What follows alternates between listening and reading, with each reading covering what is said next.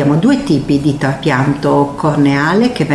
possono essere effettuati nel cheratocono. Il classico trapianto corneale perforante, che è un trapianto a tutto spessore, in cui tutto lo strato, compreso lo strato profondo delle cellule endoteliali, viene cambiato, e il trapianto lamellare profondo, noi lo chiamiamo DALC come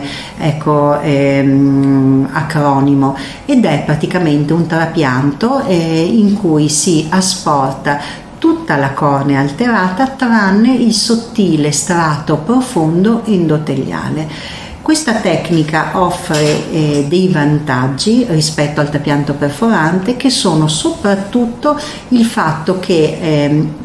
siccome l'endotelio, lo strato profondo della cornea, rimane l'endotelio del paziente, il rischio di rigetto è molto più basso. In più il rischio che la cornea nel tempo si scompensi, cioè che la cornea debba essere cambiata perché non è più trasparente, è molto più basso, in quanto il numero di cellule endoteliali sono le cellule endoteliali del paziente, e che normalmente hanno un numero sufficiente per essere presenti per tutta la vita.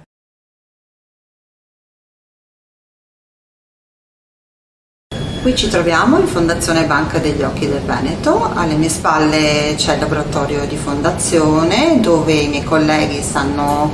processando i tessuti che verranno distribuiti per trapianto. I tessuti vengono prelevati in Veneto, in Friuli Venezia Giulia, vengono selezionati, valutati rispettando i criteri di qualità e di sicurezza che riguardano la valutazione della densità endoteliale, della mortalità e della morfologia delle cellule endoteliali.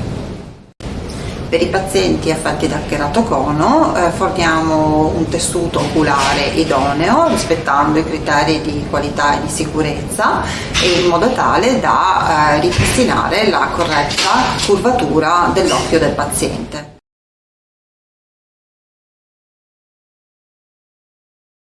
Allora, il trapianto a Venezia viene fatto in anestesia locale con sedoanalgesia, quindi il paziente è in day surgery, quindi in questo periodo dobbiamo fare entro 2 giorni prima il tampone molecolare, perché ovviamente periodo Covid, quindi siamo ovviamente costretti a fare questo. Una volta fatto il tampone e gli esami del sangue 2 giorni prima, il paziente viene il giorno dell'intervento. Noi di solito lo facciamo il giovedì, quindi abbiamo scelto questo giorno per fare tutti i trapianti. Viene fatto in anestesia locale, quindi con sedoanalgesia, quindi il paziente viene rilassato e poi viene effettuata un'iniezione non nell'occhio, ma diciamo sempre lateralmente, di anestetico. Il paziente non sente male e più o meno la durata varia dai 20 minuti a un'ora, a seconda diciamo del trapianto che viene fatto, e se ci sono, purtroppo non ci sono complicanze, perché ogni tanto succedono anche le complicanze. Ma quali sono le complicanze? Sono legate al fatto che non riusciamo ad esempio a fare un trapianto lamellare, il paziente è programmato per un trapianto lamellare, ma il paziente non si deve preoccupare, perché la banca degli occhi ci fornisce sempre una cornea di scorta, per cui possiamo trasformare il trapianto lamellare in trapianto perforante. Il risultato visivo è molto importante da segnalare, è lo stesso, perché io dico sempre al paziente: lei non si accorgerà della differenza, le dovremo dire noi quale tipo di trapianto abbiamo fatto.